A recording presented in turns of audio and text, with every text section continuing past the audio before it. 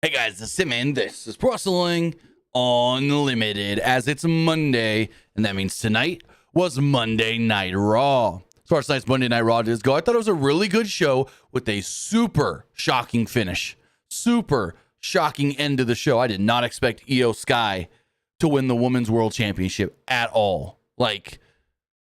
So it's just Io and Bianca at Mania? Luke, do you think we get a triple threat somehow? Add Rhea back in? I don't know about the triple threat, mainly because they kept pushing the winner. This is going to Mania. Well, because Michael Cole even said it at the end. Rio standing there on the back behind her. It says "New Women's World Champion." He's like, "Rio will defend the title at WrestleMania," but he didn't say Rio will.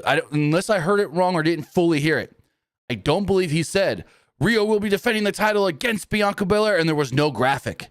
They would usually show a WrestleMania graphic. But they didn't show a graphic. Let me see if they posted one on social media yet. I have not seen them. I made one, but let me see. Have they posted a graphic yet? No. Actually, they haven't posted anything in the last hour, which is very weird. Usually they're up top. Like, wow. The WWE Twitter account, unless some reason I'm not loading properly, they're way behind on their Twitter account. Oh, here it is now. Hold on. Io won the belt.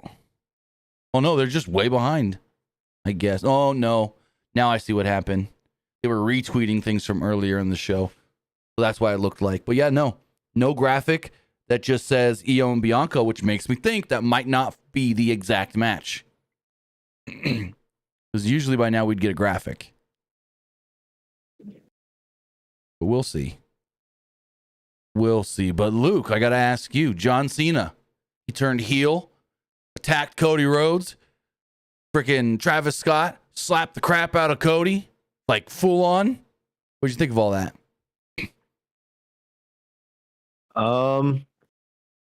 So here's what happened. I was hanging out with my friends last Saturday, and I got a notification on my phone. It was your tweet. I think you're like, what the heck just happened? Or like, holy crap. So I had to go on Twitter. I was like, all right, what just happened? Because I thought, at first I thought like Cena like didn't win the chamber. It was someone else, maybe like a Seth Rollins or Drew McIntyre. Oh, hold on. Speaking of Drew McIntyre, I'm going to say this one last time. So there was the report that Drew was going to win the chamber from Sportskeeda. Well, I found out, and Fightful reported, and others have reported, Drew was never, ever factored in to win that match. So, just say it right now. Dr. Chris Featherstone wrong again. Sorry, go for it. But yeah, I was looking at my phone. I was like, all right, what just happened? Uh-oh. There we go. Yeah, what did just happen, actually? I was trying to open up my notes, and my notes didn't open. Go for it. Yeah. But yeah, I was looking at my phone, and I was like, okay, what just happened? I think it was Fightful that I saw Fightful tweet and it said heel Cena. I'm like, wait, what? So I pulled up a clip and it was basically Cena like turning heel, kicking Cody in the ball. I was like, oh my God, they actually did it. They actually turned Cena heel. I did not expect that at all. I thought Cena was going to be one of those guys who didn't turn heel. So now my big question is, how are they going to use Cena the rest of the year? Are they have this big heel as like this is supposed to be my year, not Cody's or something? So here's my thing. Like, I'm not going to say I predicted it because I didn't predict it the way it went down, but I did. I don't think anybody predicted Cena turn heel. No. But I did at one point say, if Cody turns down Rock, I can see the winner of the chamber maybe aligning with the Rock. I didn't see it going down the way it did with Cody beating the shit out of him like that, though. You mean Cena beating the shit out of him? Yeah, Cena beating the shit out of him. Sorry. So, yeah, I did not see it going down the way it did, but it's like I wasn't completely shocked by what happened, but more by the way it happened. And then the Rock over here thinking like what is he supposed to be? The Joker? Because he's like, slit, two hands, my face, rah. I'm like, what do you? It's like doing the Joker in freaking The Dark Knight. He's like, got the knife. And he's going up his cheek with the knife. I'm like, what the goddamn Rock? Goddamn Rock. I think he's supposed to be like a hitman where he's like, get the job done. I don't know, because in The Sopranos, they used to do a thing like this where it was like, slice the neck. They would like do the two, but they'd point at the neck like that. Well, I don't know. And now Rock's also now trying to say that this was all a plan all along. When he showed up at Bad Blood and he did the 3 fingers, that was all for a reason. Because John Cena does it like this. Now a lot of people are like, who's the third person? Is it Travis probably Scott? Travis Scott. Yeah. He's been training to wrestle. A lot of people keep asking, like, who's that third person? I had a dumb motherfucker try to argue me in DMs that it's going to be Seth Rollins as their third man. I'm like, you got to be the dumbest person ever. Oh, but another YouTuber said it could be. Another YouTuber said that Seth gave the curb stomp to Punk to help Cena win. I'm like, okay, now you and this other YouTuber are stupid. There's no way Seth would be involved or want to even help The Rock. And now we learned tonight, he don't care about any of that. It's all about killing freaking Punk. Which that was freaking amazing.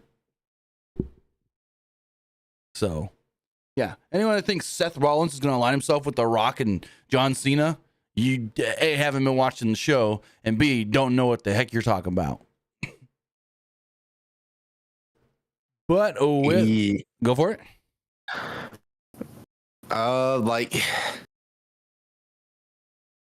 I don't know. So Cena's probably not going to be back for like another week or two because I think he's still filming a movie. I can tell you exactly when Cena's next. I have John Cena's schedule, or at least announced schedule. John Cena's next show is listed as. Let me see, where is it? March 17th. So not next week. Yeah, you're right. Not next week, with the following. So he's not, as far as we know, he's not going to be at Madison Square Garden next week, but he'll be on the road when they go overseas. But it's also weird that he's listed and announced for Raw's, not SmackDown. Probably because Raw's on Netflix, so it'd probably be a much bigger deal. That's what I'm thinking. Which kind of sucks for USA Network. Because if you put this Cody John Cena feud now on USA Network, that'll pop a huge rating. Yeah, I'm sure USA Network's probably pissed right now. Potentially, I don't know. We'll see how it all goes. Hey, they got The Rock, okay? Then that probably popped a huge rating. It could have been better, but it went against NBA All-Star Celebrity Game, I think is what it was, and so it was not. It wasn't as big as it could have been. Who cares about the NBA All-Star Game nowadays? Bayley fans. Bayley was in that All-Star Game head-to-head with SmackDown. Honestly, does anyone even care about the All-Star Game anymore in the NBA? I don't think anybody does. The All-Star Game? Yeah, because I'll tell you right now, that NBA All-Star Saturday night on TNT helped the AEW Grand Slam do a big rating. If they didn't have that lead-in, that show would have failed. There were fans in Australia like booing Tony Khan. Oh, I know. That was, oh my God.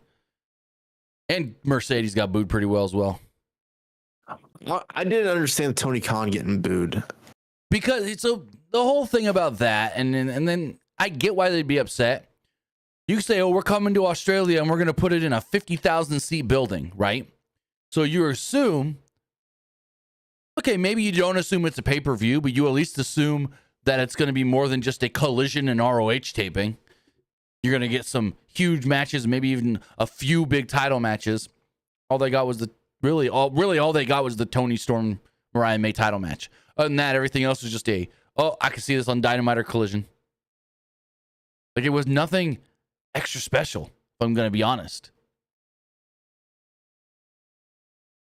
And that's for the most part, people were mad. Because you're not going to build... So they were literally going to book a 50,000 seat stadium for a Collision and an ROH taping. Yeah, nope. People thought it was going to be like a pay-per-view. So Tony had said from the beginning, this is not a pay-per-view. This is not a pay-per-view. I'm not going to charge people to watch this show in America overnight. So we knew from the beginning it wasn't a pay-per-view, but we assumed it was going to be bigger than a Collision, you know? So I don't know. Elite, I have no clue what you're even talking about there. So if you're trying to say I hate Mercedes and Meltzer hates Nia Jax, no, he doesn't. Meltzer's actually talked pretty glowing about Nia since her return in the last year and stuff, saying how she's not bad and better and good. And also, Fire Festival, not even the same thing. Not even the same thing at all. You obviously don't know what Fire Festival is, Espinoza. Anyways, with all of that, I want to say thank you for joining us here. Twitch.tv/PWU Unlimited, YouTube.com/Pro Wrestling Unlimited, and podcast services all around the globe like Stitcher, Spotify, Google Pod, Apple Pod, Anchor, iHeartRadio, and so much more. Remember, if you're watching live on Twitch, you can help us out a couple of different ways. You can either help us out by hitting that donate button down below or by donating Twitch bits in the live chat. Also, remember, you can help us out by subscribing to the channel one of two different ways. You can either subscribe with a tiered subscription, or you can subscribe with Amazon Prime. Remember, if you have Amazon Prime, then you have Prime Gaming. Prime Gaming gives you a lot of cool things like free games, free stuff for games, and you always get one free subscription to any Twitch channel you want to subscribe to throughout the month. And I'd greatly appreciate it if you did right here, Pro Wrestling Unlimited. Also, remember, help us out over on YouTube. Hit that join button or hit the subscribe button. That way you know when we post new videos, when we go live, and when we post to the community tab. Also, remember to hit the join button to become a channel member. As a channel member, you get emotes and emojis you can use. You get our graphics tutorials, our graphics packages. You get access to our watch-alongs and our Q&As. Also, remember, if you want to get your comment, question, or concern read live on the air, you can do so by donating a super chat in the live chat. And finally, head over to the Epic Game Store. Head over to the Epic Game Store and buy something. Whether you're buying a new game, whether you're buying an old game, and you're claiming a free game or getting bucks for Rocket League, Fortnite, or Fall Guys, use this code right here, PW Unlimited at checkout, and you will be supporting us at no extra cost. Maybe you're getting in on that new lawless season of Fortnite. Well, this code in because you're going to need V-Bucks. When you buy your V-Bucks, use this code, PWU NLIMITED.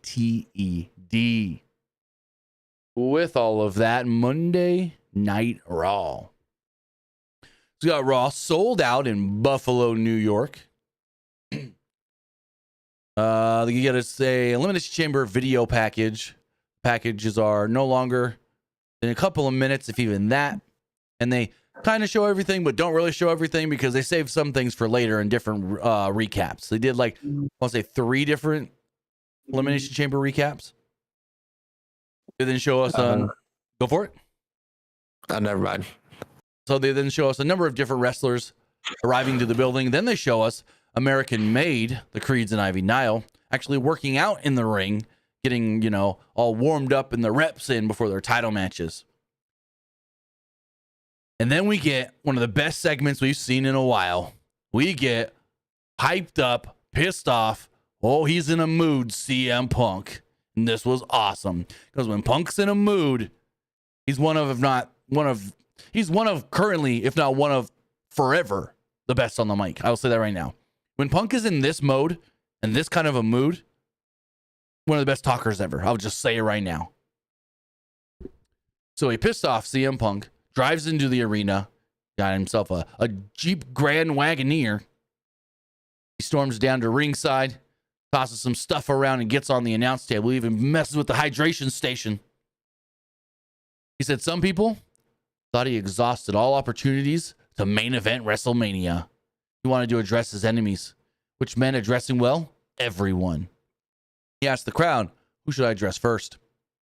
Punk looked into the camera and called out Dwayne and called him a bald fraud. He said Dwayne thought that he was immune from the criticism because he was on the board, but he didn't know who he was dealing with. He was dealing with the best in the world. Dwayne was having a midlife crisis. Dwayne walked in, felt like he owned the place, and tried to hide behind what a big star he was. Punk would then address Dwayne, and Punk says he would love to address Dwayne in person, but he wasn't here. He wasn't here to grace us with his presence. Punk mocked Dwayne's goosebump gesture and said Dwayne wasn't there to give us the bullshit and pretend he cared about this business. Punk has never been so delusional as to hold a fake title and call himself the People's Champion because he earns the right to call himself champion. He said he's never been so he's never been so desperate to sell his soul. We couldn't, quote, see John Cena, but we could see him now. We could see right through him. Cena stole something from him at the Chamber. Punk gave him the benefit of the doubt for not qualifying, but Cena wouldn't fool him twice. Hustle, loyalty, and respect for 20 years, but he showed what Punk knew all along, that Cena was just selling bullshit. Punk would never give up on his dreams, but Cena gave up on all of the fans and all of the children. Punk would get his hands on both of those bald frauds, and they would both, quote, make a wish that they never did. And before we go any farther, it's like, we're really going to get some sort of a John Cena CM Punk match or a segment with Rock and Punk? Why is Punk mad at Rock, though? Just because he made Cena go bad? That I'm not 100% on. I mean, maybe my thing is like maybe Punk just never liked The Rock, and holy crap, that is a lot of train. No, he's never liked The Rock because he was supposed to main event WrestleMania years ago, like a decade and a half ago, and The Rock came in and said, nope, never mind. So, yeah, no, he does not like Dwayne. Yeah, maybe it's just like The Rock came in, tried to ruin everything again. So, for sure. 2012 all over again. Basically. He then said the man who currently had all of his attention, though, was little brother Seth Rollins. Punk then said, hey, Becky, you might want to come get your man before I get to him first and put him in a wheelchair. Seth's music hits, and he storms out on stage. And then these two just go at it. Seth is up on the stage, and he's already getting held back. Punk runs up there, and they start brawling. The crowd's going wild for this, chanting holy shit moments later. They're getting this is awesome chants. Pat McAfee's dropping holy shits and what the hell's on commentary. And they eventually fight down towards the ring. They fight by the announce table. They get separated. They go at it again. And Adam Pearce is between them yelling, we can't do this right now. Stop, stop, stop. And they get separated and they go at it again. So then you think they've got Seth pulled away. They bring him up the ramp.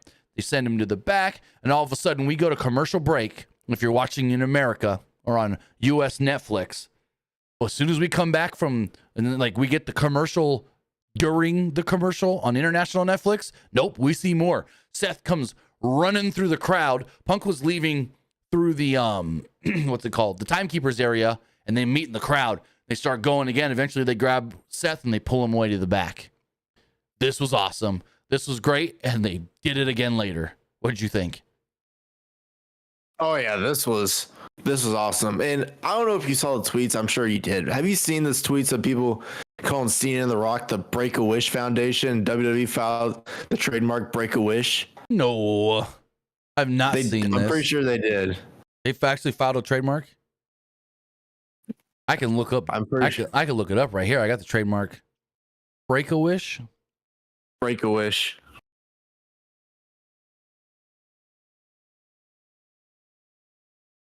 I see Brag-A-Wash, but no Break-A-Wish. Let me see if I type it in a different way.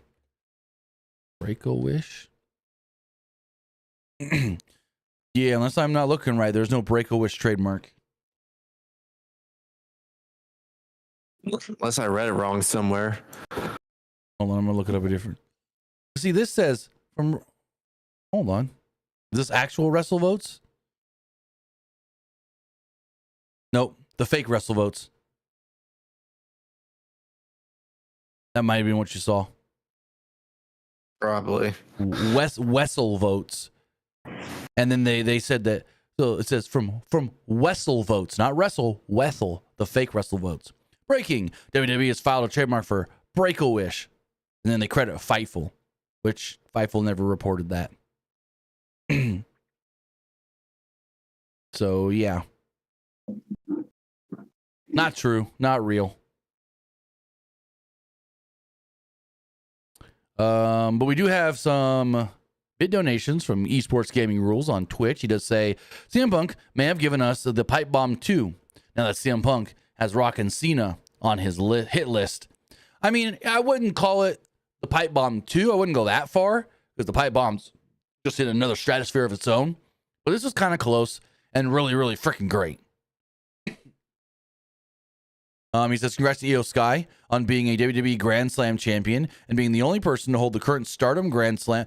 Okay, now you're pulling strings there.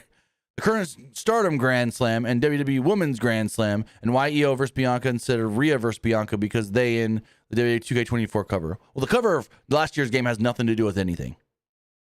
Why is it Io and Bianca? I mean, me and Luke were talking about this before we went on the air or whatever. I don't think it's just Io and Bianca. I think it might end up a triple threat. The reason we didn't see a WrestleMania graphic and haven't seen WWE post one yet makes me believe that this is not the match. It's not just Io Bianca. Because even Michael Cole, and you can correct me if I'm wrong, I heard Michael Cole say, Io Sky will now defend the Women's World Championship at WrestleMania. But he didn't say, against Bianca Belair. Like, unless I wasn't fully paying attention, there's a reason you say things a certain way. Because you are not wanting to let the future plans slip out yet. And to not say it's Io versus Bianca officially means, nope, that may not be what they're actually getting at. It's what they want you to think right now, but that may not be the actual match come 6-7 weeks from now. So I think there's a good chance it maybe ends up a triple threat. What do you think, Luke? I mean, a triple threat wouldn't be bad, but I kind of feel like if they do a triple threat, it kind of defeats the whole purpose of them saying the winner of this match is going to face Bianca at Mania. Then what do you do with Rhea otherwise then at Mania? Nothing? I don't know. Like, I'm just as shocked that Rhea lost. Yeah. As they move forward, they showed some fan reactions to Cena's heel turn, including a couple kids crying. One of just a kid looking at the screen crying, and another one with like his dad sitting up on the counter. I think it was his dad. I don't know, but an adult sitting up on the counter, and the kid like wrapped around his midsection crying, and I'm like, oh damn. So then we get a Judgment Day segment. Judgment Day's backstage. Regardless of the result of the chamber match, Dominic was happy Liv and Raquel are tag team champions. Morgan was happy too and knew that she'd be world champion once again. She thought it would be cool if she can win the world title, Raquel can then win the IC title, and they got all the gold. She then looks down and goes, Finn, you're kind of quiet. You okay over there? And Finn was a little annoyed with Dom and Carlito getting embarrassed by Braun Breaker. Balor then told Dom that they didn't need a new member and maybe he would deal with Braun himself later tonight. Dom then asked Morgan about Jade Cargill. Morgan said that she wasn't getting involved and reiterated, I didn't do it. So we'll see if we learn anything about that on Friday's SmackDown. They asked Bianca about it later in the show, and she was just like, I haven't had the chance to talk to either of them, so I'm not going to say anything without actually knowing what happened and what is going on. We do have a super chat on Twitch from RTS with, I want to get your full name here if it'll show me. RTS with Oscar Montiel. He says, I'm over Jey getting his ass beat every week. Yeah, me too, but that's also a kind of a tell. I'm pretty sure Jay's winning that title at WrestleMania. He's going to defy the odds, get his ass beat. Kind of like Sammy last year. Gunther beat his ass, and then Gunther beat him. Or then he beat Gunther at Mania for the IC title. So, no, I'm kind of over it already as well. So then Otis and the Alpha Babes or Alpha Academy, whatever you want to call them, came down to the ring. Gunther came down, cut a promo before his match with Otis. Gunther wondered what Otis saw when he looked in the mirror this morning.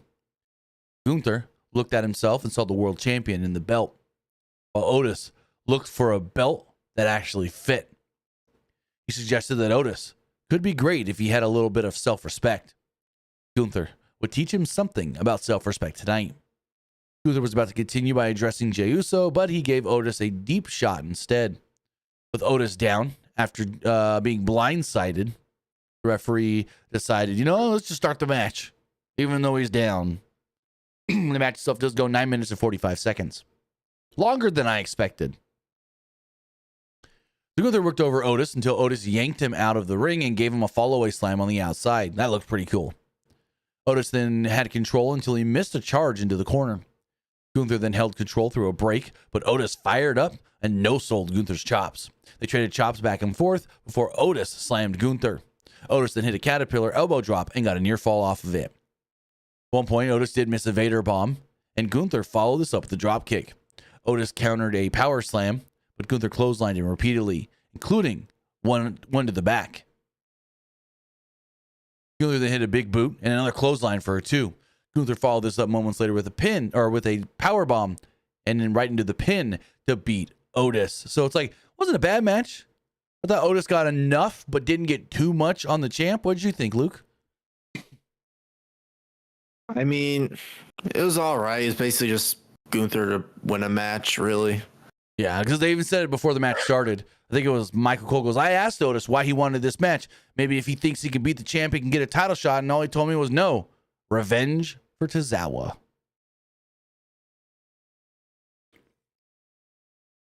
So Gunther then put Otis in a sleeper afterwards. Tozawa tried to stop it by jumping on Gunther's back, only to be powerbombed on top of Otis. I just got a severe weather threat warning in my area. Oh, geez. Well, I told you earlier, I checked the weather map and the radar before we went live.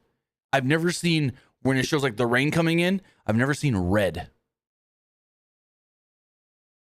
I don't think I've seen red Hold on mine. I need to pull this up. Go to the weather channel.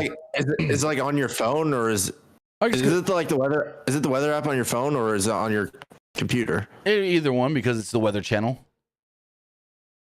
I'll pull it up right here. I kind of just go on the weather app on my phone. I just see if it's raining or not. We go here.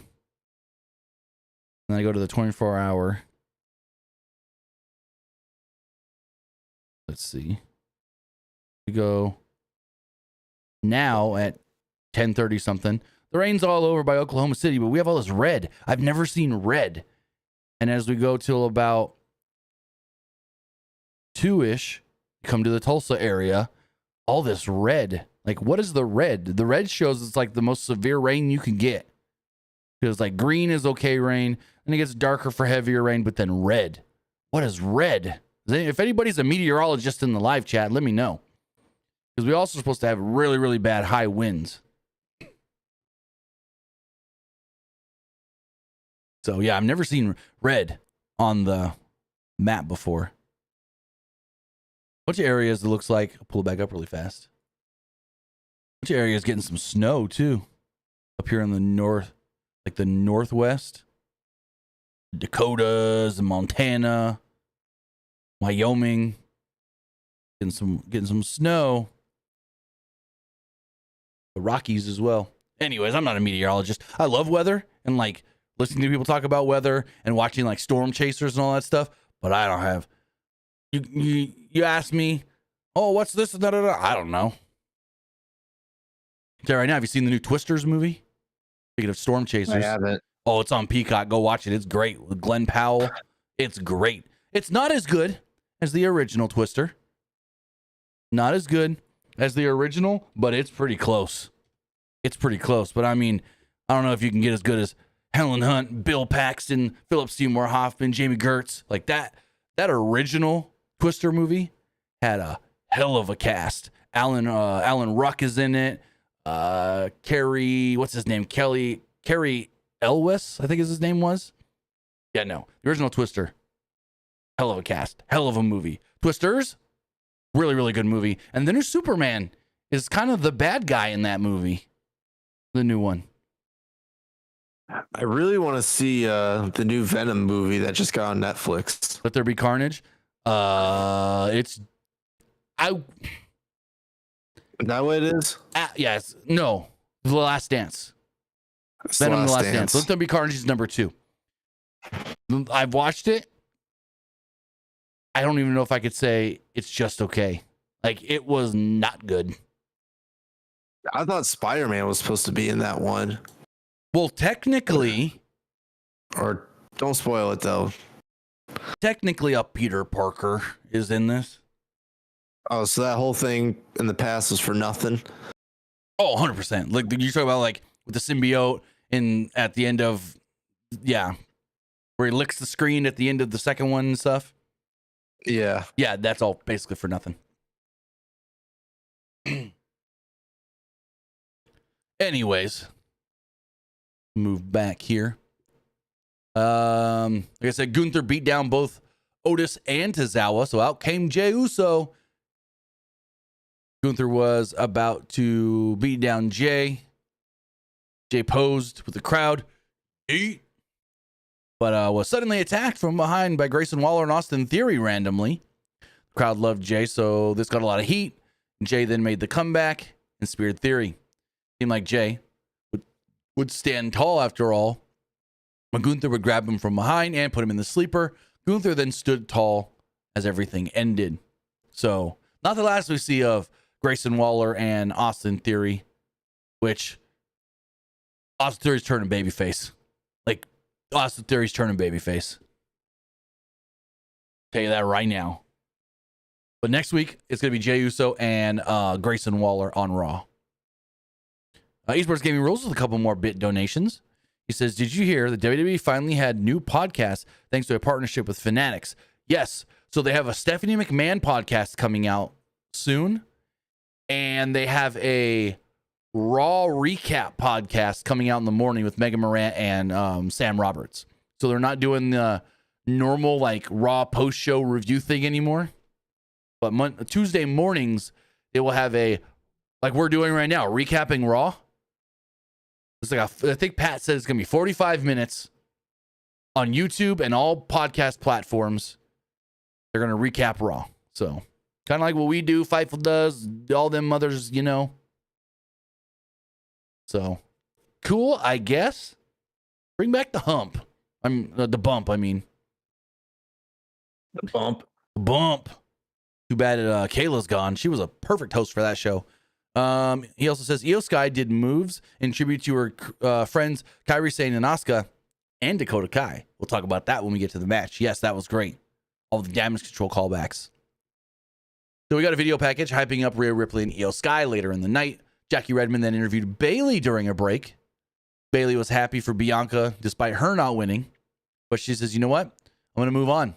I'm not going for the women's world title, but maybe this woman coming out right now, Lyra Valkyria, maybe I keep my eyes on her and the IC title. So I know everyone's thinking Roxanne and Bayley at Mania or Stand and Deliver. What if Bayley gets herself an IC title shot instead? I would love Bayley and Lyra at WrestleMania. That'd be a great match. Oh yeah, that would. Bayley winning the IC title. We then get UFC Hall of Famer Clay the Carpenter Guida in the crowd. And then more fan reactions to the Cena turn. Kathy Kelly asked AJ Styles backstage about his thoughts on John Cena turning. Styles said, I didn't see it coming. And all of a sudden, he also didn't see Karrion Kross hugging him from behind. Styles shoves him. Go for it.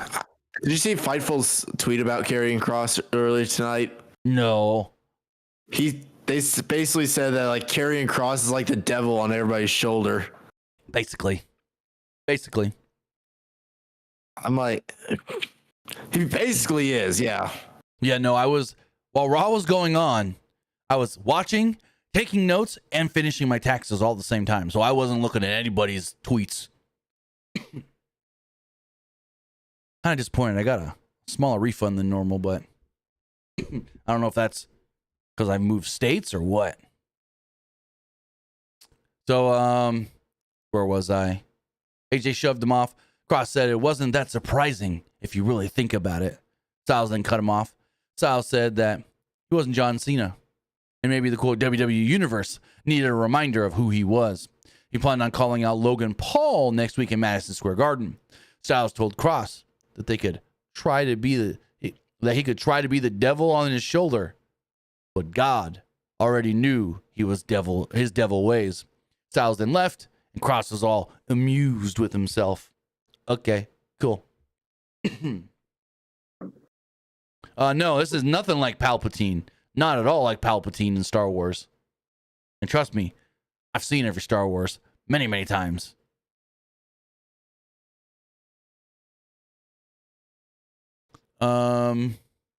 Then we have the IC title on the line. Lyra Valkyria versus Ivy Nile. Match goes 9.5 minutes. And who'd have thunk it? Lyra retained again. So Valkyria was aggressive early on. And she got the better of Ivy early. However, Ivy used her consecutive dragon screws to take over while targeting the leg during a break. Also, here's the weird thing. You get commercials on Netflix, right? Yes, I do. What tier of Netflix do you pay for? What do you have, or should I say? I don't know if you pay for it or not. What did you have, like the highest level, the mid level, or the low level? Well, it's my parents that I share with, right. But we get the ones. So, like, if it's a live stream, then we get ads. But if it's like a regular TV show, we don't get ads.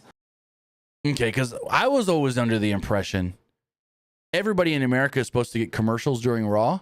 But Baby Huey messaged me and goes, because we were talking about it when I did his podcast last week.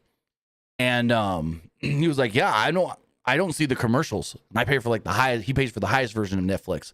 Like, yes, if you pay for the top tier, the $20-something tier of Netflix, even in the US, you're not getting commercials. Really? I mean, he doesn't have a VPN, and he literally goes, I'm not getting commercials. I'm like, really? He goes, yeah, I'm watching Bianca dance around the ring right now. I'm like, oh yeah, that's during commercial. So apparently if you have the top tier, you don't get commercials. But what Netflix does, if you go back and watch after the show's over, it literally removes all those commercial breaks or the extra content during the break. So even if there is something important during, like, was it 2 weeks ago? They had a Logan Paul, AJ Styles segment during a break. You can't even go back and try to find it now. It's just gone, erased off the VOD. So, which is weird. They've been building up AJ Styles versus Logan Paul during the commercials. Now, like, I saw a couple people tonight when he's like, I'm going to call out Logan Paul next week. I'm like, I saw a couple people go, why? Why would he want to call out Logan Paul? What did Logan Paul do? Well, they didn't see Logan Paul interrupted his interview a couple weeks back.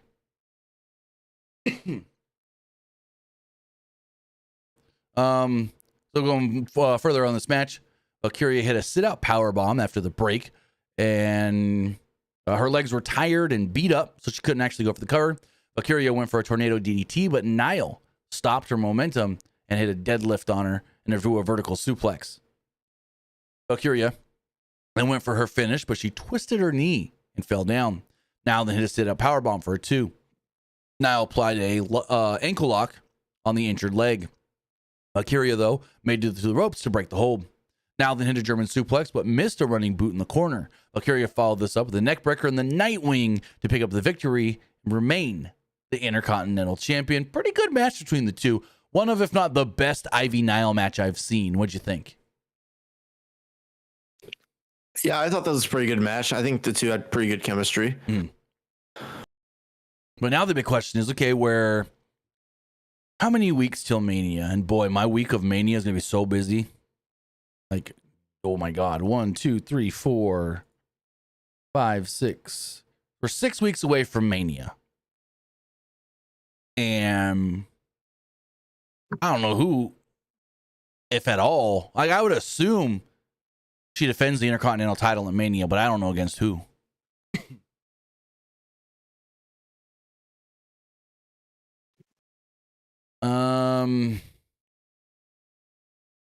Jackie Redmond interviewed Seth Rollins as he was marching down the back.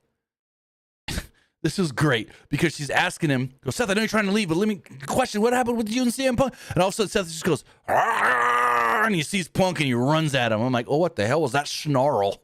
What was that snarl, Seth?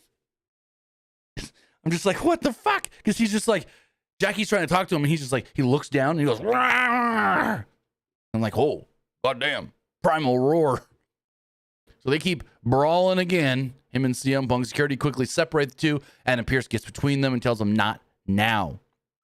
After the break, Rollins is going to his bus in the parking lot. And he's like, all I want is Punk. I want to finish him. And I'll do anything. I'll die on this hill to make sure that he doesn't make it to WrestleMania. I'll do to him what I did to Roman Reigns. And where's Roman Reigns been? Oh, out. Pearce is like, fine. You want Punk? One more time? I'll give it to you next week. Madison Square Garden. Steel cage. And I'm like, oh, buddy. This match is going to be amazing. I assume it's the main event. What do you think? Oh, yeah. Cena versus Cody? No. The setup, and now we're getting Punk and Rollins in a cage next week in Madison Square Garden. Oh, yeah. That has to be the main event of next week's show. Yeah, because all they've announced so far is this cage match, Grayson Waller, Jey Uso, and the New Day versus Ray and Dragon Lee. Well, yeah, next week they go to Madison Square Garden, and then they're overseas for the rest of the month. Which, just to let you guys know, they're going to run these international Raws live on Netflix. So if it's, 8 o'clock in Brussels, it's going to be whatever time. Alexa, what's the time difference between New York City and Brussels? So 8, 7, 6, 5, 4, 3, 2. So we're going to get there's going to be 1 week. Raw's going to air on Netflix at 2 p.m. Eastern time. Jeez. Yeah, because they've already said, and I don't know if it's been 100% confirmed, but I'm pretty sure they've already said Netflix will run those shows live as they're taking place. Not, hey, they aired earlier or they were filmed earlier in the day, but we're going to air them late. No. That's the whole thing with Netflix. If they're in another country, they'll go live. Which now has me interested. Are they going to do that for SmackDowns on the international version of Netflix? If so, well, hey, I got a free way for you guys to get that. If you already pay for Netflix, how to get the international Netflix for your SmackDown. We got a video on our channel. Just look up VPN. Just look up VPN. Just go to the PWU channel. Then there's a little search there. Type VPN. You'll see it. You'll know what I'm talking about. So Kathy Kelly interviewed Dakota Kai. Kai still had her eyes set on the Intercontinental Championship, and she looked forward to seeing Io reclaim the championship later tonight as well. They then showed Buffalo Bills OT Dion Dawkins and hyped him up a little bit. Ludwig Kaiser then came out and got a pretty good promo. And speaking about his win last week, he said that he took back the attention that he deserves, the attention that Penta has taken away from him. He called himself a future world champion. Now, I don't ever see Ludwig Kaiser winning the WWE Championship, or at least not at the state he's in now. But I would not be against putting the World Heavyweight title on him. I think give him about 4 or 5 more years. Maybe not even that much. He's a world champion. How old is Ludwig Kaiser? Ludwig Kaiser. 34. Oh, he's way older than I thought. Okay, never mind. I thought he was early 30s, late 20s. Never mind. He's been in WWE for a long time. Let's see, when did he start in WWE? I know it's been a minute. 2016, I'm pretty sure. 2017 is what his Wikipedia says. It says he signed with WWE in 2017. He was assigned to WWE's developmental territory NXT that June. So yeah, he signed in 2017. But still, yeah, he's been around for a while, way longer than I remember. Now it makes sense thinking about it though. Like, we've had Imperium for a while. Plus, he did a lot of UK, and it's like I didn't watch a lot of UK, so. But yeah, he's way older than I expected. How old's his girlfriend? How old's old Tiffy Time? Tiffy can't be that old. He's 10 years older than her. Jesus. I mean, it's not that bad. I have friends that they got a 12 year gap. I think my grandparents were 15. I think my grandma was 15 years older than my grandpa.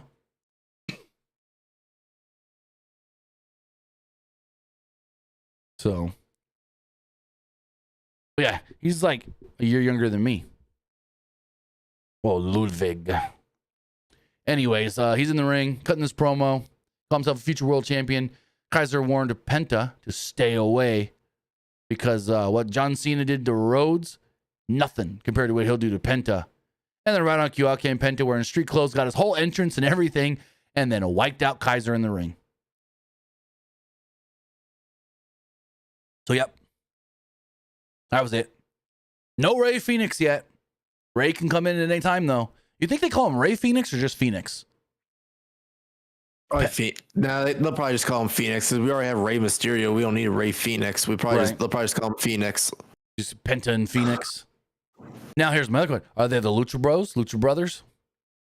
Or do they get a new tag name?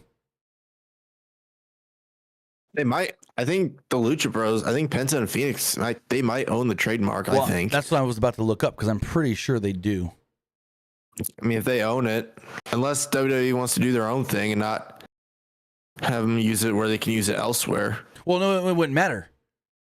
Just like Adam Cole. Adam Cole was Adam Cole before WWE, was Adam Cole in WWE, Adam Cole after WWE. Yeah, but Vince wanted to change his name, though, if Adam Cole came to the main roster. Yeah, that was the whole thing. I don't even know. I don't even want to get into that one. Lucha Bros. So I'm not seeing Lucha Bros. What about Lucha Brothers? Lucha Brothers, they do have a trademark on. Not Lucha Bros, but Lucha Brothers. But I guess you would say Lucha Bros is a playoff of Lucha Brothers. So, yeah. Zero Miedo Corporation does own the trademark to Lucha Brothers.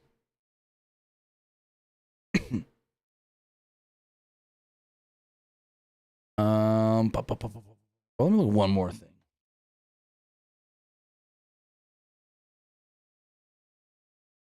No, never mind. So, with all of that, Kathy Kelly interviewed Bianca Belair. Like we said earlier, she was asked about the Jade and Naomi stuff. She was just like, hey, I haven't spoken to either of them yet, so I'm not going to get involved right now. I'm not going to speculate. I'm not going to speak on it without actually knowing what's going on and what happened. And the big thing is, you haven't talked about this yet. I haven't gotten your opinion. You think it was just Naomi that attacked Jade? Or do you think Bianca's in on it? Or at least knew or something? So I saw something where like Bianca knows Liz saying like you're the reason why like Jade is out. To Naomi? Or something. No, to Bianca. Wait, what? You just said Bianca to Bianca. No, like Liv to Bianca. Oh, I don't know about that. But see, my theory at first was, because everyone was asking, if Jade knew who attacked her, why did she never tell Bianca? And there's two theories here. A, because maybe she didn't want to tell Bianca, so Bianca wouldn't take out Naomi, and she would be the one to get her hands on Naomi when she was ready to return. Or B, she knew Bianca was involved, so she didn't tell Bianca that she knew, because she didn't want Bianca to know, to warn Naomi. Those are the two things I was thinking. So hopefully we get some clarification on SmackDown Friday. Yeah, I'm very curious to see the clarification on Friday. Yeah, no, because I thought Jade, when she got in there and beat Naomi's ass and everything, I thought that was so cool, so awesome, badass. The one thing that they missed, because they always build up how Jade's so strong, right? Like she's the Storm, she's a superhero. What they should have done was made it to where it looked like Jade, like the door was locked, and Jade ripped that door so hard that she broke the lock off, and that's how she got in. Instead of all the women are in, the ref rang the bell, but the door's still open. That was the weirdest part of all of it, though, because the ref started the match with the door still open. Yeah, but hey, we'll see Friday. Yep. She then says she wants to focus on tonight and figure out who she's facing at WrestleMania, because you can't spell WrestleMania without EST. I mean, true, but those letters aren't together. Well, actually, they are. Never mind. Never mind, they are together. WREST. So then during a break, Jackie Redmond, up on the paddock, interviewed Waller and Theory. Before she could say anything, Grayson Waller was like, hey, I want to give a shout out to my boss, The Rock. Rock, I'll sell you my soul if you need another member. And I'm like, oh, okay. Waller then said, Jey Uso was like Josh Allen here in Buffalo. Because we know they're both supremely talented, but can never get the job done when the pressure is on the line. The crowd booed and heavily chanted MVP. They were going wild for this. And Austin Theory was like, hey, what's all this going? How about a yeet? And Theory, or Waller was like all mad and grabbed him and pulled him away. And yeah, Theory's turning babyface. I don't know when. They've been teasing this goddamn breakup for a year. For a year, since before last year's Chamber in Perth. No, even like the Chamber in Perth, they teased it because remember when Theory was getting beat up by Rollins and Cody? Yeah. Waller wouldn't help him. So I'm saying even before that, though, like even a couple weeks before that, they slowly were starting to build the tension. So yeah, this is when they basically set up Waller and Jey Uso next week. Then we got a very interesting Chad Gable segment. We got a video of him in Mexico looking for the master. There's a video of Chad Gable in some town, we assume is in Mexico, looking for a person. And, you know, he's got this piece of paper. He's like, hey, you know this guy? You know where I can find this guy? You know this guy? And some people laughed at him. Some people just shrugged him off. And there was that card that Dom gave him. Well, then we get a wide shot, and he's in front of Los Hermanos, a meat market. And it was like cool airbrushed on the building and whatnot. Gable followed an alleyway and found some guy, I guess you would say, a mysterious figure. Mysterious person told him that he could not fight what he did not understand. Gable said he didn't travel this far to go back with nothing. He asked what he needed to do. And the guy, did this guy look Japanese to you? Because he had like that super, like we see in like those kung fu samurai movies. He had the super thin but long gray like mustache thing. I'm like, this guy looks more Japanese than Mexican. Granted, we never saw his face. Hold on. Let me pull this up. See if I can find.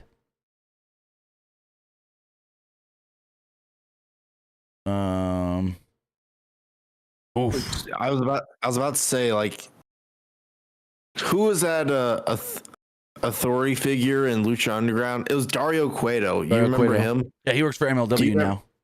Do you remember in season 4 they had like his dad or his dad like run it? And he had like the gray hair and the mustache. It looked like him. No, it wouldn't. Well, technically, wasn't it the same guy? Wasn't it the same guy just playing two characters? It was, but like I'm just saying, it wasn't exactly him, but it looked like him. Right, I get where you're coming from, but I doubt it would be because he works for Lucha MLW. No, like that's what I'm saying though. Right. It looked like that character, even though like obviously it wasn't him. Hold on, I'm trying to pull it up here.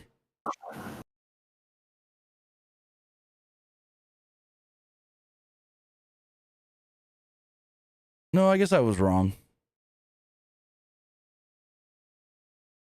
I just saw the guy wrong, I guess. But so Gable gives him some money. He gives Gable a box. What's in the box? What's in the box? Like, I don't know. Man said that Gable now wielded power beyond his understanding. Gable opened the box and wide-eyed pulled something out of the box, but we didn't see what it was. So this is the guy that he had to meet to learn the dark arts of Lucha Libre, not Alistair Black, who apparently is coming back imminently, according to Dave Meltzer. What'd you think of all this? I think Alistair Black is going to go to SmackDown, though. Oh, yeah, with Zelina. Yeah, because I think I know the perfect way to introduce Alistair Black, actually. The perfect way. So, Zelina Vega, she has a match. She wins. And then next thing you know, let's say Legado walks out and says, how'd you like to rejoin us? And then maybe she's like, oh, you thought I came here alone? And lights go out. Alistair Black comes out and just takes out Legado. And let's say like Santos Escobar is his first like rivalry since returning to WWE. I wouldn't hate it. I think that's actually a really good idea. Because think about it, we haven't actually seen her other than like that vignette of her on the motorcycle deal or whatever. Like we haven't seen her on the actual show yet of SmackDown. So not a bad idea. I actually really like that. You think they put them together then? If they're not going to put her and Andrade together, then put her with Alistair Black. Right. I think they would do really well together. But boy, man, I also kind of wonder with Andrade because man, Andrade, I feel like they need to do something with Andrade. Did you see his match with Jacob Fatu on SmackDown? That match was really good. It was good, but like I feel like Andrade's just been losing too much. Yeah, that's the thing. He had the reputation of he wouldn't lose in AEW, and now he comes to WWE to always take the loss. No, even in AEW, he was losing a few times. What was I saying? Like he was the kind of guy in AEW who was like, I don't want to lose, apparently. But yeah, I don't know. Maybe he just says that as an excuse because he didn't want to work for Tony. Maybe. But we'll see. But speaking of, and I haven't talked about this yet. So speaking of AEW and people getting out of their contracts, Rey Fenix. We briefly hinted on this earlier. Rey Fenix got out of his contract with AEW. Dave Meltzer and others have said he's coming to WWE as soon as possible. Well, we learned last Friday, Layla Hirsch, her contract expired with AEW, did not sign a new one. And according to Brian Alvarez, more are coming as far as more people leaving AEW, more people's contracts expiring or getting released. He said in the month of March, we're going to see more, not just Layla Hirsch and I guess Phoenix. I'm curious to see who those wrestlers actually are. Are they actually like big names, or is it just a bunch of the no names that they haven't used for a while? We'll see. I mean, Miro's out too. Where's Miro? Is he coming to WWE? He worked a show in Qatar. Lost to Alberto. Again, he was another one that the rumor was always, oh, Miro wouldn't lose. Well, his first match outside of AEW, he loses. I don't know, like Miro, like he's one of those guys where we haven't really heard much about since like in a while. So like, and I feel like the only reason why WWE would bring him back as like a take that AEW. Oh, for sure. I don't really know if there's any like huge plans for. I don't know. You bring him and get Lana back as well. I know they split up. They're not married anymore, but I don't know if they're still cordial. She sent out a tweet that made it seem like she'd work with them again. But you bring them back and do Rusev Day and sell those goddamn Rusev Day shirts again? Oh, man. Or Lana is the best, Lana number one. Lana is the best, Lana number one. Love that shit. Love that stuff. There was a song that he was singing. It was like Shawn Michaels like song, but he was like, today is Rusev Day. Yes. Rusev Day. Bulgarian holiday. No, I remember that. That was great. Like it's Rusev Day. It's my day. That song was awesome. Right. Yeah, that's the other one. It's like, that's the other one. Where does Miro go? Does he just work some indies or random shows? Does he go to WWE, AEW? I think WWE and Triple H would take him back.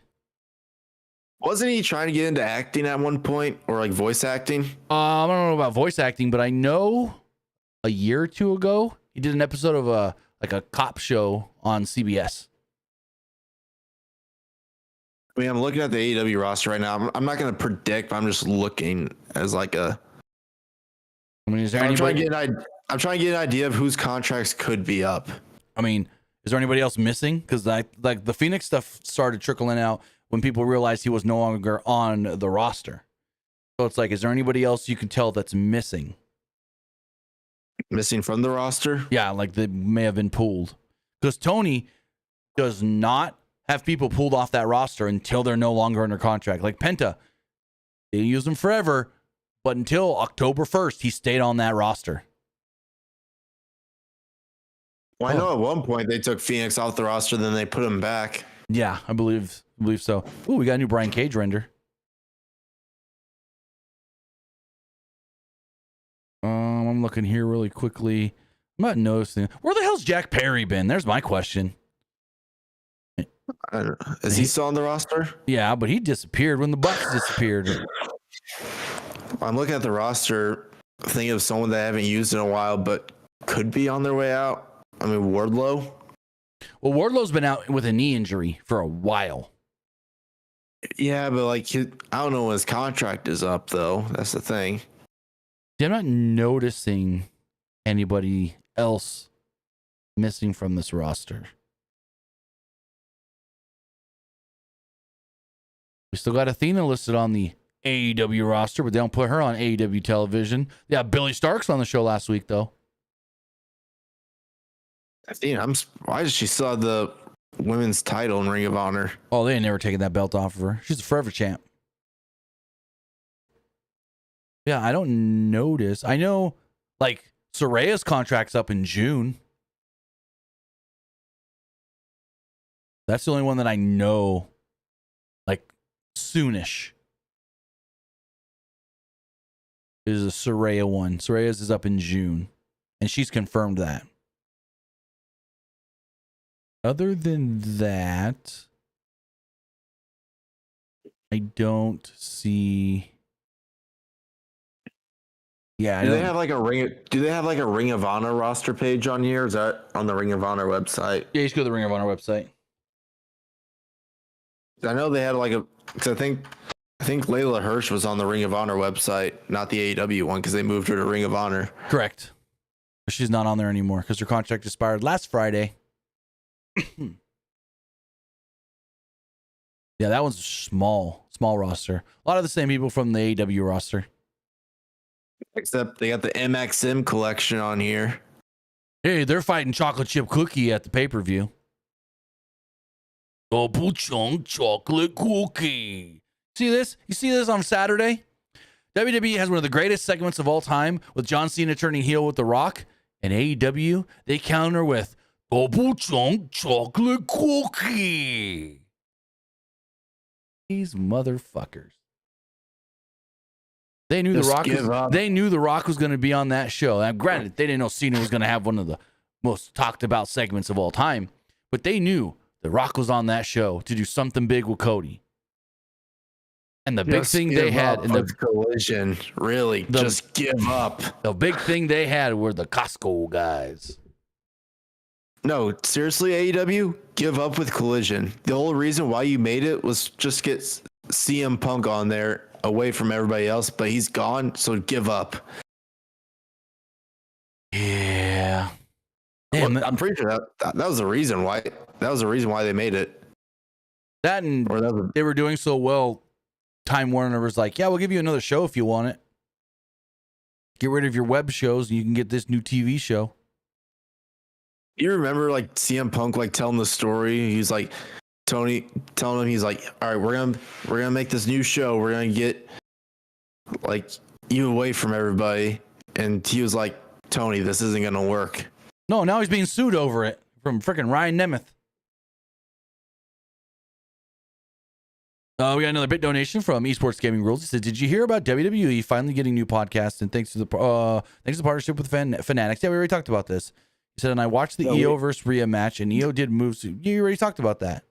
No, that was a bit donation earlier. I think you're just rereading it. He sent it again, but he sent his two. He resent his two as one. I appreciate it. Thank you so much. I mean, I think probably because maybe we took a while to like read the first two. He probably thought, or they probably thought. Well, no, because that's when I talked about they're doing the Raw post-show podcast tomorrow morning, and then I said I would talk about the EO stuff during the EO match. But back to Raw, talk about title matches. Or, go for it. Espinosa. said, or move Collision to another night. Espinosa. So what night though? Thursday? No, because that's when ROH is on our Honor Club. Tuesday against NXT. When there's no other night. Monday you're going against Raw. Tuesday you're going against NXT. Got Wednesday is Dynamite. Thursday ROH unless you move that. Friday is SmackDown. I doubt they want to run on Sunday. You can move Ring of Honor to like Saturday during the day. Also, what time is that Evolve show supposed to air on Tubi on Wednesday? I haven't seen a time for it yet. I doubt they air it head-to-head with Dynamite. Kylie Rae's going to be on that show, though. She got a big spotlight during the pay-per-view, the post-show and the pre-show. They hyped her up big. Anyways, it was the Creed brothers versus the War Raiders. War Raiders defending the titles in an 11.5-minute match. Not much really happened early, but the Creeds did have control. After the break, Julius hit Eric with an angle slam, and Brutus followed this up with the 450 splash, which, well, didn't land too flush. He got a 2 off of it. Julius gave Eric a superplex, but Brutus missed a moonsault. Ivar went for a moonsault. Ivar went for a moonsault. Wait, Fonzie says 8 p.m. Eastern fight. No way. No way are they going to air it on Tubi head-to-head with Dynamite. Are they really? Look it up for me while I recap this match. When Evolve's supposed to be on, like when we can watch Evolve on Tubi. Appreciate it. I just saw it. March. Well, I know March when. 5th March 5th is this Wednesday, right? Yes. I just want to know the time. 8 p.m. Eastern, 5 p.m. Pacific. Head to head with Dynamite. Okay. That's interesting. Yeah. That's interesting. Anyways, where was I? Julius followed this up with a shooting star splash for a 2. McAfee gave a Billy Kidman shout out, which was cool. Crowd was dead for the first 10 minutes of this match, but they woke up with the "This is awesome" chant after that. Julius hit a Finley roll, and they tried go for a Brutus bomb, but Eric slipped out. Ivar smashed Julius in the side of the let me speak again.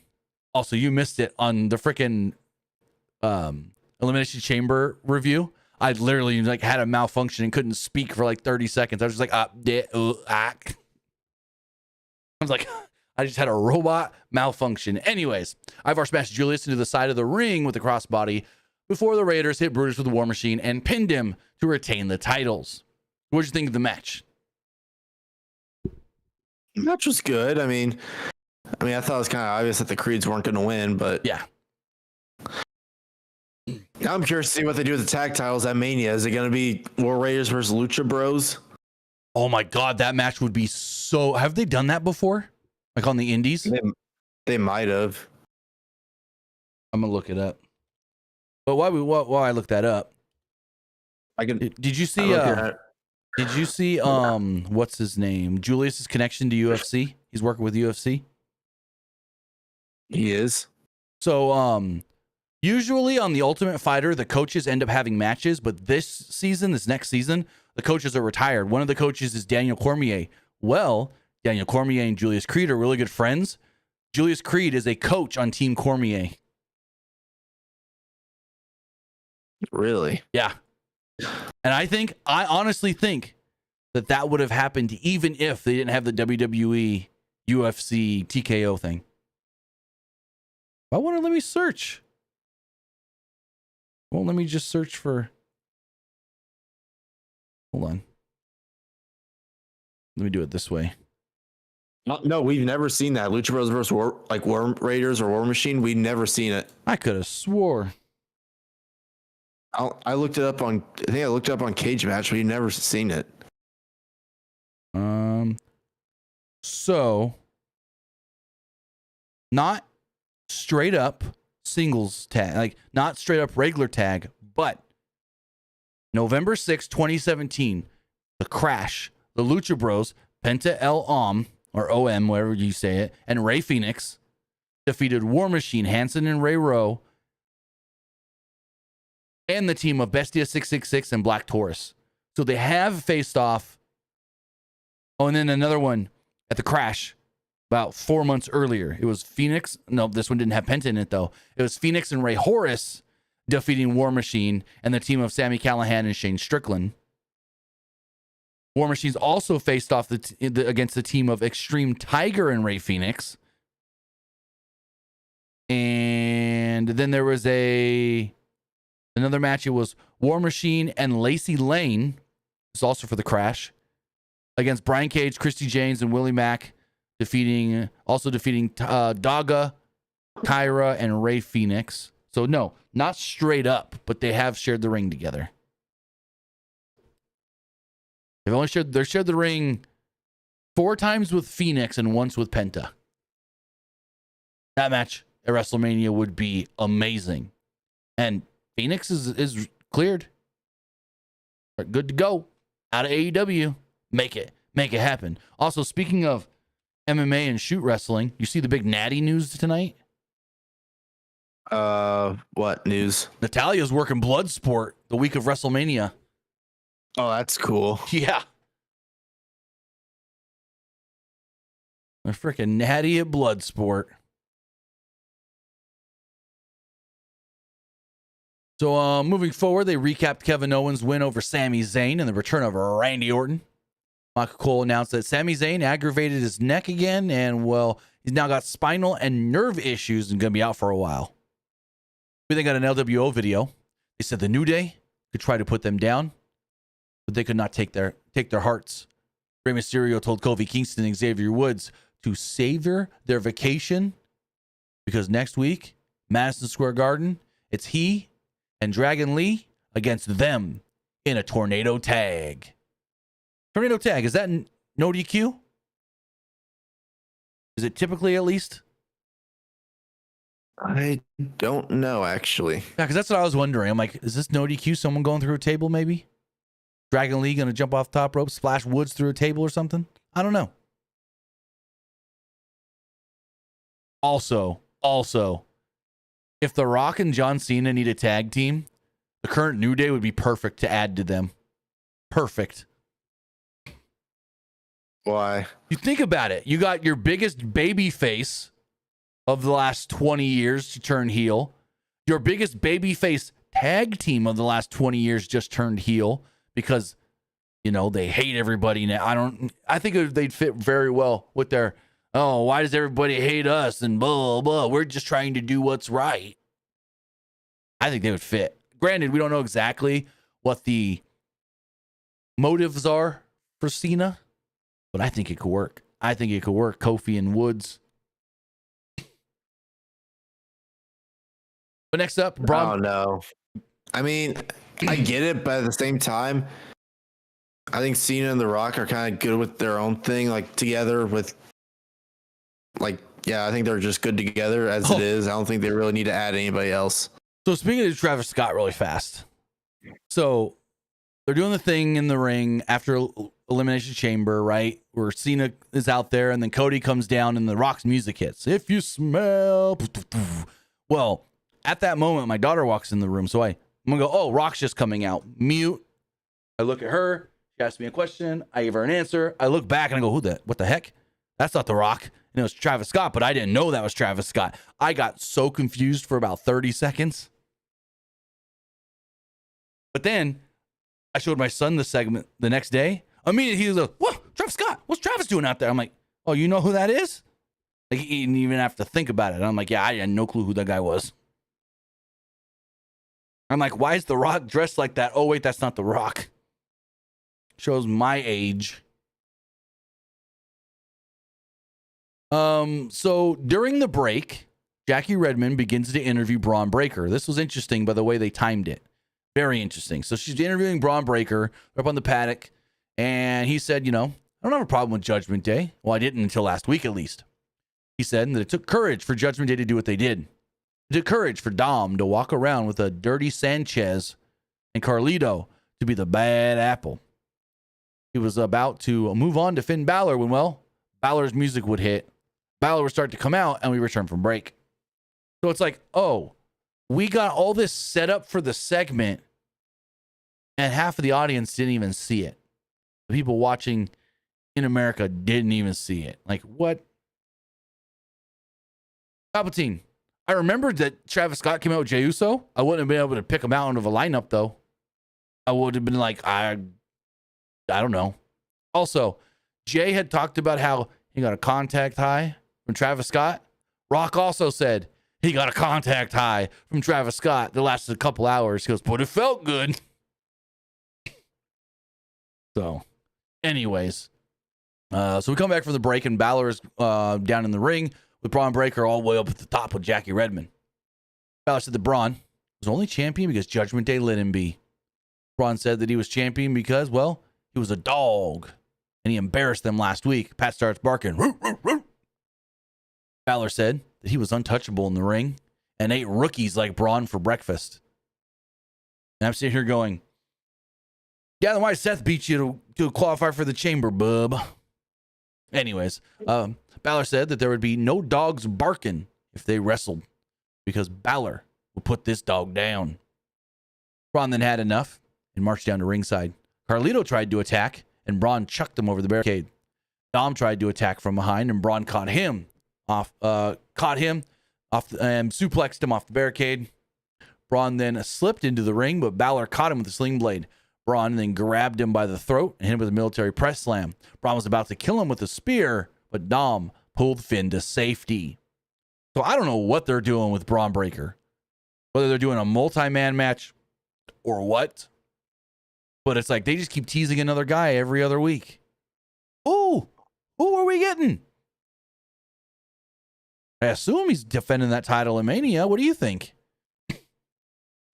I think he just keeps teasing a lot of guys to where I think it's going to be a ladder match. Possible. Because there's no other way he's going to tease all these guys and then out of all of them, he's just going to pick one guy unless it's like a number one contenders match. But it's like they've already teased him and AJ's now moving on to Logan Paul. Unless like Braun like gets involved as well, then maybe Adam Pearce like, you know what, Braun? You keep trying to like call out all these guys.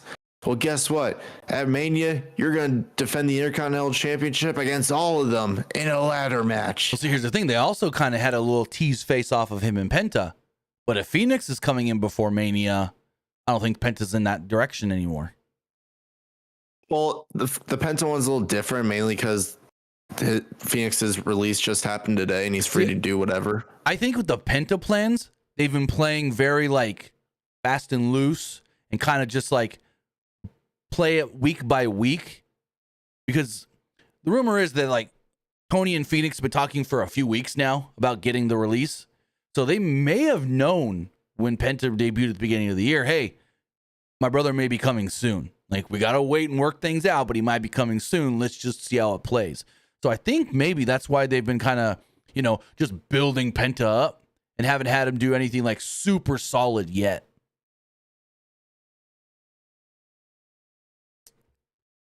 So there's a video package, more of John Cena's heel turn.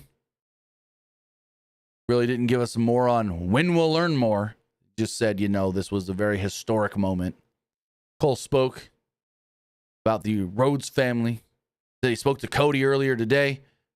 Cody had a lot to say, but we'll address everything this Friday on SmackDown.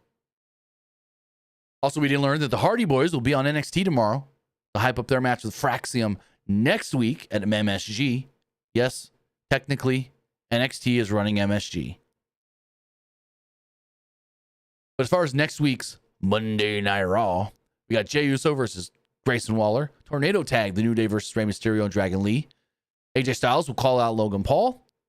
In a steel cage match, CM Punk and Seth Rollins. Otis was in the back embracing Jey Uso, thanking him for coming to his aid. Kathy Kelly then interviewed Jey and asked if Gunther had thrown him off his game earlier. Jey admitted, maybe a little bit. And every week that passes, though, Gunther keeps doubting himself. He said, Gunther told me I'm going to have 10 weeks of hell. Well, it hasn't been hell yet. Gunther threatened all of this. Jey is still here walking the valley of the shadow of death and fearing no evil. Gunther put him to sleep tonight. But then he woke up as a beast. He said there's only 4-letter word. He said there's only 4 letters and 1 word. Yeet. Cool, I guess. I'm almost kind of like not even caring about this match now. They've been building it for too long. I mean, what do you think is going to be the main event for night one? Oh, night one? It's almost CM Punk. Whether that's him and Roman, him and Seth, or him and Seth and Roman. They're not going to they're not going to tease this hard Punk main eventing to not main event. You know what I saw on Twitter like today or yesterday? Uh-oh, what? So you remember last year it was Cody and Seth versus Rock and Roman? Yes. What if at Mania Night 1 they did Rock and Cena versus Cody and Roman? Rock and Cena versus Cody and Roman? That what? No, Rock's not working a match though. He already said it. I'm not working a match. No, but like hypothetically, what if they did? That would be interesting. Rock and Cena teaming. We haven't seen them team since Survivor Series 2011 against them. Awesome Truth in Madison Square Garden. Yeah, buddy. So imagine that happening like 15 or 14 years ago. Also, here's an interesting little tidbit.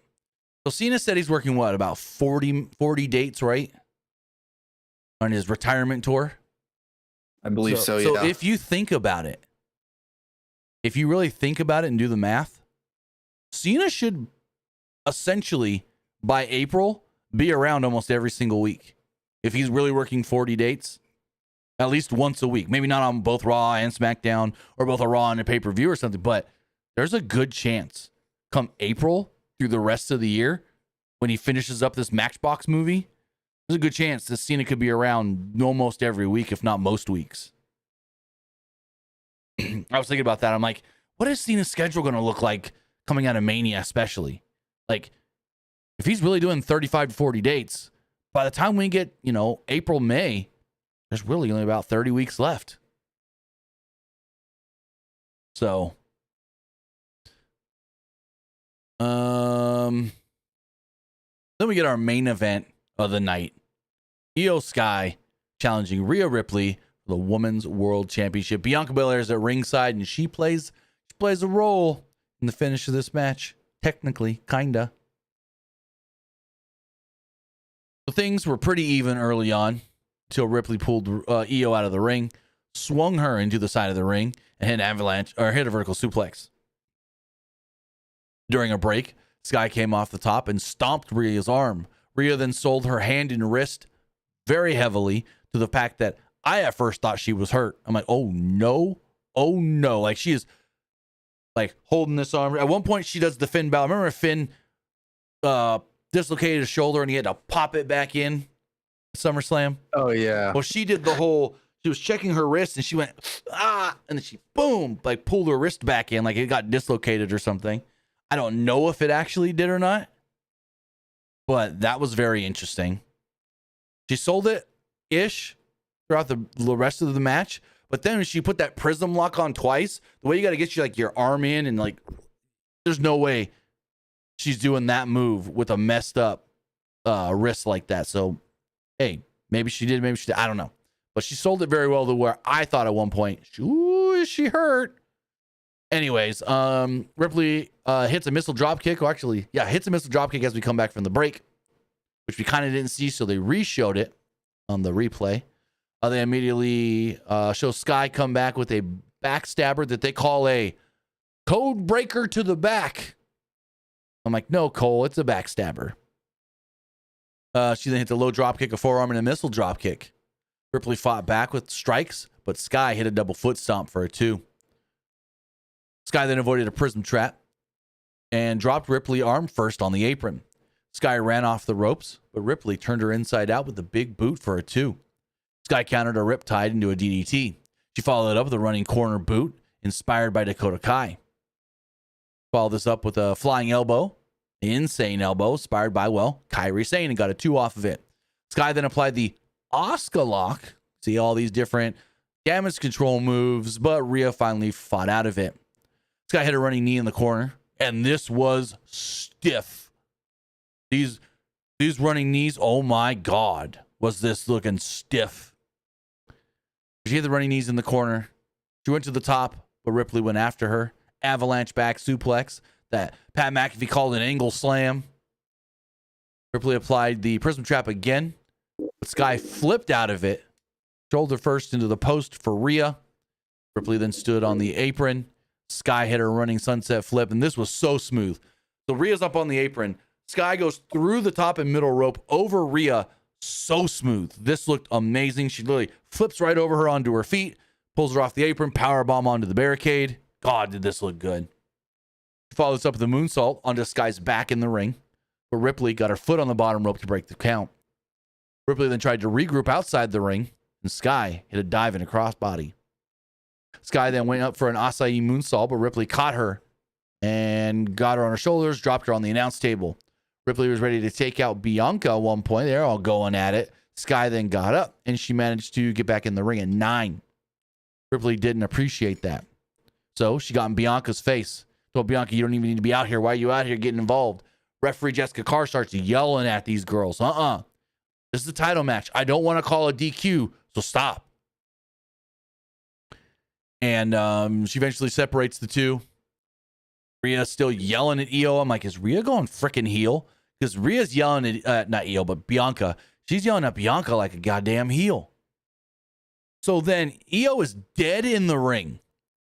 Rhea's climbing the ropes with a motionless, lifeless Io that she is dragging up the goddamn ropes. Literally, like, I wish I had the John Cena buddy thing in here. It'd be an easy way to visualize it. But she literally grabs Io and just like yanks her up. Io's flopping to the point where Io almost looked like she was dead waiting because Rhea tried to like lift her up for the riptide and slipped and had to sit down really quickly on the top rope, get her bearings, and she goes, I'll see you at Mania, Bianca. And when she lifted Io up for the riptide, Io hooked the legs, Hurricane off the top. So she had Rhea down, hit her with the moonsault, pinned her 1, 2, 3. Io Sky, shockingly, new Women's World Champion in a really good match. What'd you think? And what do you think now that Rhea's no longer the champion? Kind of surprising that Rhea's no longer the champion. I did not expect Io to win. Right. 2 years in, it was a go for it. pretty good match. And yeah, I think you were about to say like 2 years in a row, she's going to go into Mania as a champion. Yep. So Io now gets to defend the title 2 years in a row at Mania. But again, I don't think that it's just Io and Bianca. I think it's a triple threat. And the one sign to me is, well, actually two signs. Michael Cole said, Io Sky will now go on to WrestleMania to defend the Women's World Championship. But he didn't say against Bianca Belair. He didn't give a name. And we still haven't seen a graphic. If that was the official match, we would have seen a graphic by now. And let me go check Twitter really fast. But yeah, I think there's more to it. And I can't remember who said it. Oh, who said it? Somebody said, Brian Alvarez said that he was told by a higher up in WWE, hey, people think they know most of this card coming out of Elimination Chamber. What they think they know is not the plan, because we want them to think one thing before we change everything on them, which this Rhea thing, everyone expected Rhea Bianca. It's not the plan now. So what did you get the poll going as well? What did you think of Raw? I liked it. It was all right. I didn't like it. All right, if you are watching live on Twitch, the poll is now live. Let me know see if we've gotten a graphic yet. I don't think we have, and it wouldn't do it this late, like way after. It would have came within the 20 minutes or so. We got a video with Io saying she's going to WrestleMania as the champion. Rhea says she's heartbroken. But yeah, nothing that says it's Io Bianca only. So that's interesting. But as far as the polls do go, because you know what we thought of the show. Time to see what you guys thought of the show. Looks like a lot of people like this show based off of what I'm seeing here with these polls. Oh, damn. So as far as the threads poll does go, 83% liked the show, 11% thought it was just all right, and 6% didn't like it. Looking at the Twitter X poll, 90% liked the show, 5% thought it was just all right, and 5% didn't like it. Or as the YouTube community poll does go, 88% liked the show, 7% thought it was just all right, and 4% didn't like it. The live poll, 86% liked the show, 11% thought it was just all right, and 3% didn't like it.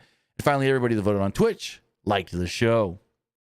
With that, guys, that is going to wrap everything up. I want to say thank you for joining us here. Twitch.tv/PW Unlimited, YouTube.com/Pro Wrestling Unlimited, and podcast services all around the globe like Stitcher, Spotify, Google Pod, Apple Pod, Anchor, iHeartRadio, and so much more. But Luke, tell me where they can find you.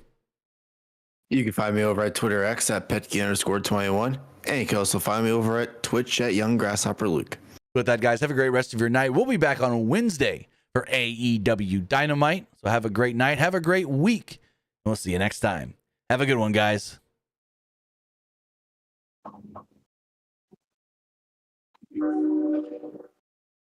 All right. If you're still watching live on Twitch, we're going to hit up a raid really fast.